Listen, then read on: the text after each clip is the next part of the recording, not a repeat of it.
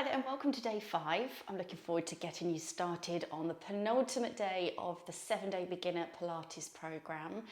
Today you're going to need a little bit of equipment, but something that you probably have at home. So if you don't own one of these, which if you've not done Pilates before, I suspect you probably don't, then you're going to use a small cushion if you've got one. And we're going to be using it to make our balance work a little bit more challenging. So come over to the mat and we'll get you started. We're going to begin today in standing, and we're going to start with our standing posture setup. So feet underneath the hips or shoulders if you prefer them a little bit wider, gliding the shoulders up towards the ears, rolling the shoulder blades back, lifting the chest but keeping the arms relaxed, a little softness through the elbows. We're going to take a breath in as we bring the arms forwards, lifting the heels slightly away from the floor. And then on your out breath, you're going to open your arms, lift your chest. And on your in breath, you're going to bring your arms back, slowly lowering your heels down. So each time we come forwards with our arms, we lift the heels up a little bit higher. On the out breath, we're holding the heel lift, pushing the wrists back, slightly behind the shoulders so we get a chest stretch. So again, coming up a little bit higher here, pushing those wrists back, coming all the way back and lower down. We've got 3 more. So over the course of the next 3, coming up to the highest you can through that heel lift. Obviously it gets quite a bit harder the higher up you come. So this one will be our last. So pushing right up onto the toes, just warming up the feet and the ankles here for our balance work. Good, well done. Slowly down. Rolling those shoulders back. Again, we're going to take another breath in. And then on your out breath, you're going to reach up with your right arm, reaching up towards the ceiling. And then on your in breath, lower down. So we're not looking to create a really drastic side bend. We're more looking to lengthen from the hip all the way up to the fingers. Good, and again, left arm up on the out breath. And then this time, as we bring the right arm back up and over, we're going to let it roll across the chest. So as if we're trying to reach the fingers out across the body, all the way up. And again, left side, we come up, again, reaching the fingers across the chest, opening up into the upper back. Good, well done. Last one. Good, and then last exercise here, we're going to take a breath in. And then on the out breath, we're going to roll the shoulders back, lifting the chest. And on the in breath, we're going to roll the shoulders in as if they're trying to get them to touch. So I'll turn sideways here so you can see a little better. Rolling the shoulders back. And again, rolling them in, tucking the chin in, as if you're trying to get them to touch. Good, well done. And then after this one, we're going to keep the chin tucked in and we're going to roll all the way down. So just breathe naturally as you roll down here. If you're tight through the backs of the hammies, give the knees a little bend. And then as we roll up, we straighten up the legs, bringing everything back to standing. One more as we bring the chin into the chest. Rolling the shoulders forwards again, we just roll down, breathing naturally as we travel. And then again from here, rolling all the way up. Good, well done. So we're going to do a little bit more balance work today, and we're also going to do a little bit of lower body work in standing. So a bit more work in standing today.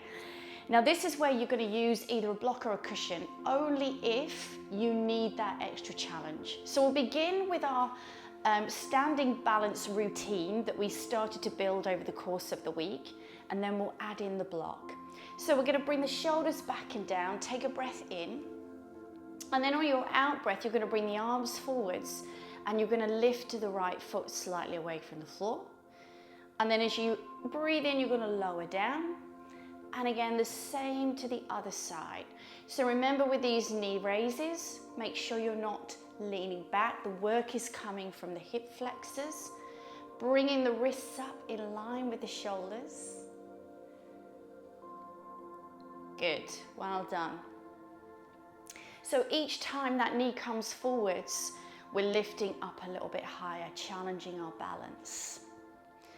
Now this time I'd like you to try and get your knee to hip height. Now, if of course you've mastered this level and you're comfortable with your knee folds, you're going to take that knee out into your hip rotation. Remember, we're keeping the knee at hip height, and then we come all the way back. And again, we bring that left knee forwards and we open up. Good, well done. One more to each side.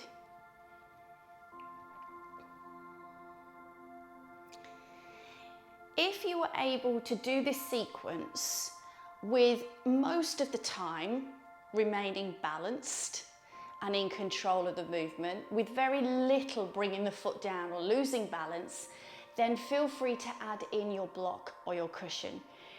It's pointless progressing an exercise if you've not mastered the previous levels. So don't feel that just because a progression has been offered, you need to take the progression. So if you're still working on just balancing, stay with that. If you are doing well with the balance work and you think, yeah, I can absolutely take a little bit more challenge, then pop your cushion down or your block and bring your left foot on. And then take your little balance sequence. And it's amazing how much more challenging it makes the exercise when you're off of a firm surface. And of course, what this does is better replicate our natural environment. Now, I know our shoes give us a fair amount of support, but not always lots of support, depending on what we're wearing on our feet and depending on the kind of surfaces that we're walking on. So if you're a walker or a runner, and you're out and about quite a bit, it might be that you come across lots of different uneven surfaces which challenge your feet and ankles. So this all helps to strengthen the lower body. And then finally, whether you're using the block or not for this bit of balance work, you can add a little bit of repetition, and this progresses the exercise as well. Again, you're only going to do this if you're able to do the whole sequence without bringing the foot down. So bringing the left foot onto the block, and then instead of just doing one round, you might then go in for another. So I'm actually keeping my right foot off as I lower the foot down, and then I go back in for another round. And then maybe even if you're still balanced, you go in for another. And what this is going to do is start to challenge the muscular endurance, or develop the muscular endurance of your standing leg. So it goes beyond just stability of the ankles and the feet, and it adds a little bit of lower body strength work as well. So you'll probably notice if you start to increase the repetition, how much you can feel this in the feet and the ankles, and you might need to even give the leg a little shake out when you finish. So I want you to take one more round to each side.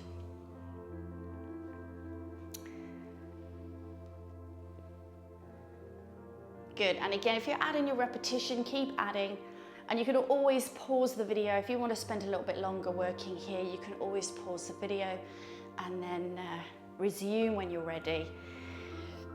There's so much value in balance work, I cannot stress enough. So from a strength point of view, obviously we're stabilizing our feet and ankles, but also the core is working super hard here. You know, we think that to strengthen the core, we have to do lots of, direct core strengthening activities, and that's not true. We also need to challenge it in its ability to stabilize the trunk of the body when we're just moving around. So give the legs a little shake out. We're not going to use the block anymore or your cushion anymore, so you can send that out of the way, and you're going to come to the back of the mat. And then you can either squat back here and bring the chest down, or you can bring the chin into the chest, roll the shoulders forwards and come all the way down onto the mat. So we're going to come down onto our tummy to begin with. And you're going to have your forehead just slightly hovered off the floor. So you're looking down, but you're not resting your forehead down. Your arms are down by your side and your palms are facing the ceiling. So this is an exercise for the back of the body, specifically the shoulder blades. We take a breath in, and then on your out breath, you're going to start to roll your shoulders back and down as if you're sliding your shoulder blades into two imaginary back pockets. You're going to lift your arms slightly from the floor and rotate your shoulders so your palms are facing the mat, fingers pulling down towards your toes. Your neck remains long, eyes looking down. And then on your in-breath, you roll everything back and lower down. So on your out-breath, rolling the shoulders, sliding the shoulder blades down, pulling the fingertips down, and then rolling down. So we're not squeezing the shoulder blades together, we're drawing them down into the back. This is your level 1. Your level 2, as you roll the shoulder blades down, you can turn your head to one side. This is going to create a little bit more challenge for the neck. And then of course on your next repetition, you'll turn your head to the other side. And then we can also add in a little lower body as well. So if you're turning your head to the right, you'll lengthen your left leg from your hip. Now I know I use the word lengthen. It's not about lifting the leg up high. It's about pointing the toes and extending the leg from the hip. So one more to each side. And then we're going to bring ourselves up into tabletop and have a little stretch out. So bring yourself up onto your hands and knees. Hold your tabletop position here. Take a breath in. And then on your out breath, you're going to tuck the tailbone under, roll all the way up, chin into the chest. And then on your in breath, you're going to release and roll out. And again, tailbone under, we roll all the way up, chin into the chest. And again, release the neck, roll all the way out. Good, well done. So to even things up a bit, we're going to come over onto our back and we're going to do a core exercise. So you're going to come down into a full laying position and you're going to bring your feet flat to the floor with your knees raised. From here, we're going to bring the right leg up into tabletop, followed by the left. This is a classic Pilates exercise. You're going to take your left hand onto your right knee and your right hand down to the side of your right leg, just to the outside of the knee. We're going to take a breath in, and then on the out breath, you're going to lengthen your left leg away and just take it slightly down towards the floor. On the in breath, you're going to switch the hands over to the other side. So right hand is on the left knee, left hand is to the outside of the knee, and then we're going to lengthen the other side. Then on your next out breath, you're going to switch. And then on your next in breath, you're going to switch. So it's one breath per leg kick. So this is your level 1. The lower you take your leg, the more it's going to challenge you. So your level 2 would be to take that leg a little bit lower down each time you kick the leg away, squeezing your ribs to pelvis. Your level 3 would be to lift your head and shoulders. So as you kick the leg out, you lift the head and shoulders, and it might be that you just hold them here for maybe 2 rounds of your single leg stretch, which is what this is called, and then you rest the head and shoulders down. So you come up, you do 2 rounds. Again, using your breath, and then you maybe lower down for 2 rounds. And then of course your final option here is to keep the head and shoulders lifted.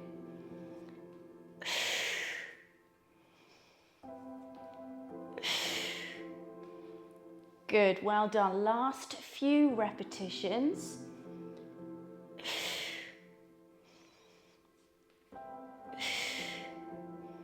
Good, well done. And then just bring yourself back down onto the mat.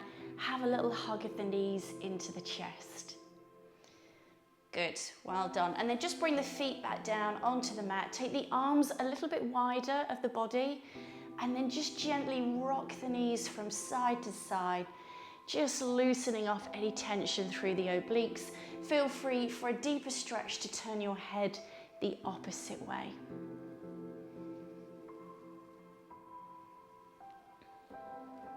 Well done for completing day 6. Thank you for joining me. I look forward to bringing you your final day of the program tomorrow. See you then.